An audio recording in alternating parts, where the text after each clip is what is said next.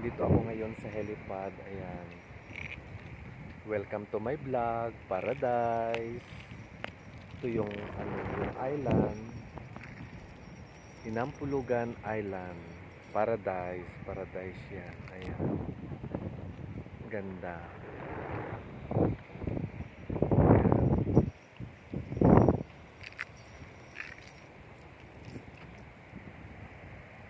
So yung island is 1,067 hectares po lahat total. Dito sa island, maraming mga wild animals like wild monkey, deer, and we have also the tabon bird. And then marami po yung mga century tree.